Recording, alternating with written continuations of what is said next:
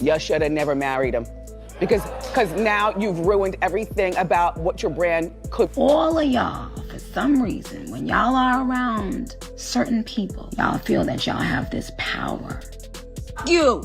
It's good, but it's not. That Jay-Z has exhibited signs of envy, jealousy, hate, and stopping bags behind the scenes.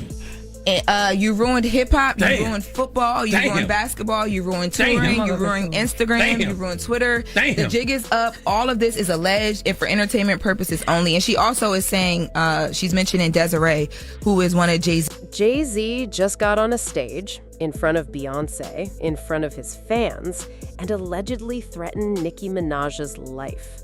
Not subtly, not in code. People are saying he made it crystal clear what happens to people who don't stop talking. And now, Wendy Williams, someone who knows exactly what it looks like when the industry decides it's done with you, is saying there are only two ways this ends for Nicki: dead or in a guardianship. If that sounds dramatic, just wait, because the list of things that have already happened to this woman is longer than it should be. Let's get into it. I have my own theory on the Nicki Minaj thing. The way she's associating herself with Trump and why she's rooting for him publicly even though she's getting some backlash all over the internet. And I really think she do agree with him on many things, but I do feel like she's making it publicly because she's probably looking for protection. You know from who? You know who I'm talking about. For about a year now, Nicki has been going hard on Jay-Z. She's accused him of being involved with Epstein, of sabotaging her career, and of scamming her out of millions from the Tidal deal. Jay stayed quiet for all of it, until his recent performance at Roots Picnic, where he finally responded, and he did not hold back. 100 horses, when we fixing to leave. That lady back on the stuff, she sound like she in love with him. Her kid can't even take their kids.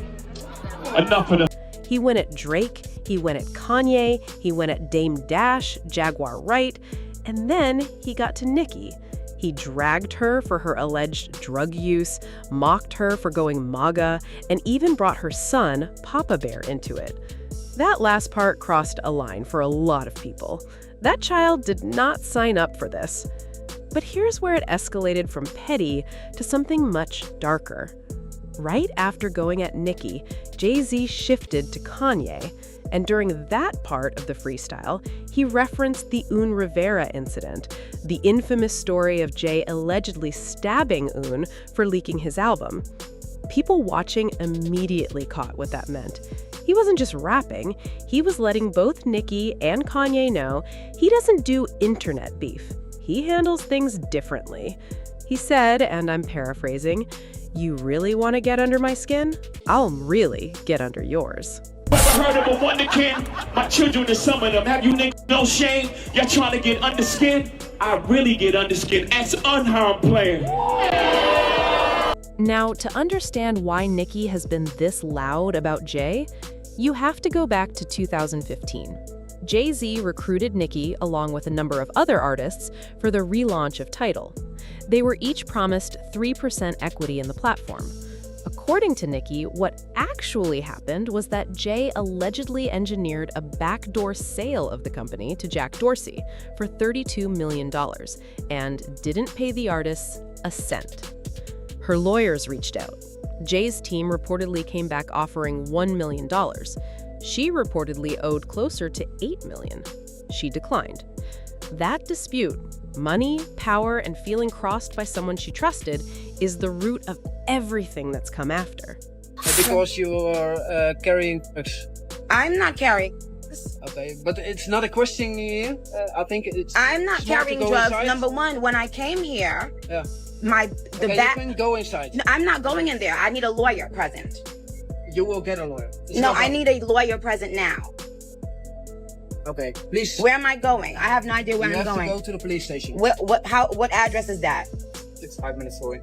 It's 5 minutes away. What's the address of the police precinct? When you will get your next show, we have to do it very fast, and we will help. But you're talking about my show? Yes. What about it? Yeah. We talked. Said they will help. And here's the thing about Nicki calling out for help. It's not just words. The timeline of what has actually happened to her is hard to dismiss. SWAT calls. Police were called to her home after a neighbor reported hearing gunshots and claimed Nicki had been hit. When officers arrived, they confirmed it was a SWAT call, completely fabricated. That wasn't even the first one. Back in June 2023, someone called police making false allegations that Nicki and her husband were abusing their son. Police investigated for months and claimed they couldn't identify who made the calls. Nicki hired a private investigator. Within days, they had a name. She went straight to X and said it publicly. To the woman who made those swatting calls to my home, was it worth it? The food incident. She posted a photo of a delivery order that had, "We love you, Barb," written on the bag. Her concern, whoever prepared her food somehow knew her address, her order, and who she was, information that should never have left her team. She suspected someone close to her leaked it intentionally. Amsterdam. Then, while on her Pink Friday 2 tour, she was arrested and detained at the airport in Amsterdam after Dutch authorities received a tip that she was carrying illegal substances in her luggage. She walked. What was found was minor, a small fine, and she was released. But she got on X immediately. They've been trying everything they possibly can to stop this tour. Whether you take her at her word or not, the pattern is real. These things happened. So what I was told was that allegedly Jay-Z and Roc Nation is behind this. Jay-Z and Roc Nation has been after Nicki for a while, especially after she released that song, Bigfoot, Goodfoot. But even long before then, there had been beef, which I did not realize. So from what I'm being told, was trying to get her arrested, but of course legally. That's why they waited till she was overseas to do this to her. Roc Nation wanted to make sure that when she got arrested or apprehended for whatever, because you know in the industry they can get you set up with all kinds of charges. All right. It said that they wanted to make sure her husband was not with her because her husband is her protection, which we know that, but we know Roc Nation is looking to bankrupt Nicki. And this is why there has been several stories planted about her being broke, going absolute setup and sabotage. And if I was Nicki, I would fire my whole team. Fire the whole security team. There is a mole. Get rid of them all. There is a mole. Because now that I think about it, Roc Nation got Meg. The only competition that Nicki has is Meg. Let's keep it real. It ain't Lotto. It ain't Mocha Latte.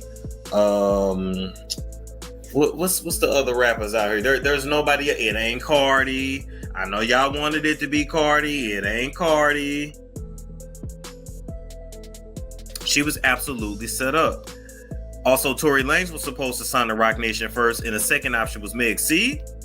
But y'all remember when Tory Lanez's daddy said, "This is Roc Nation," we all thought he was crazy. Right before Jay's Roots picnic performance, Nicki was already dealing with a threat from another direction. During the back and forth between Nicki and SZA, MacWop, a TDE affiliate, jumped on a live stream and reportedly threatened to have Nicki handled if she didn't back off. Nicki took it seriously. She went straight to the FBI and the CIA, publicly, on X, calling for him to be investigated. And here's the part that surprised everyone. Anna Paulina Luna, an FBI representative, actually responded and ordered increased security for Nicki and a restraining order against Mac. She replied directly, "Please text my cell. I will forward this to law enforcement immediately." That's not nothing. When a member of the FBI publicly validates your concern about a threat, that changes the conversation. Yo, what's going on, bruh? Oh my God. Update me. This internet shit crazy. I'm yo blood.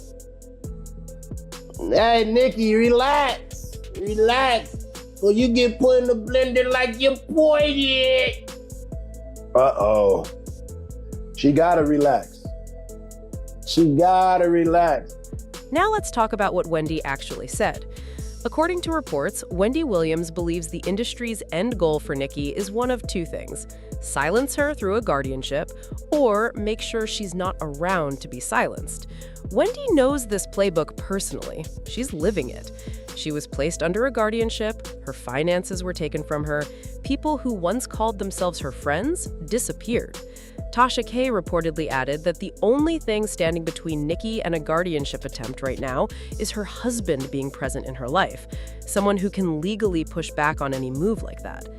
We've seen it happen before. Britney Spears spent years under a conservatorship. Wendy Williams lost control of her own money. Kanye was reportedly threatened with a 5150 hold.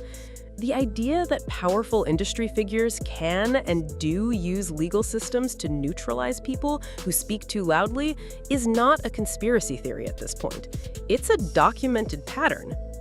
Here's where I land on this. Whether or not you believe everything Nicki says, the documented incidents, the SWAT calls, the Amsterdam arrest, the MacWop threat, and the FBI response are not things she made up.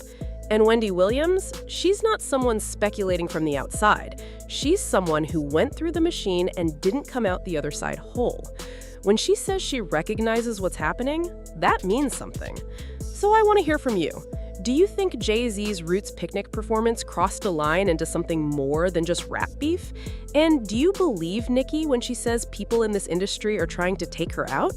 Drop your thoughts in the comments below, and click here to watch the next video. Trust me, it's just as messy.